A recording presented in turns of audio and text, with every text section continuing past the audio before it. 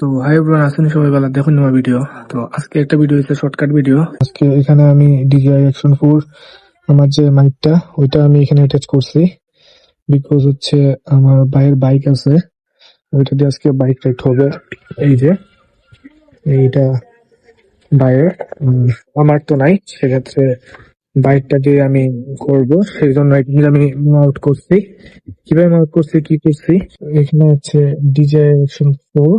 আর আমার কাছে আগের থেকে সবকিছু ছিল।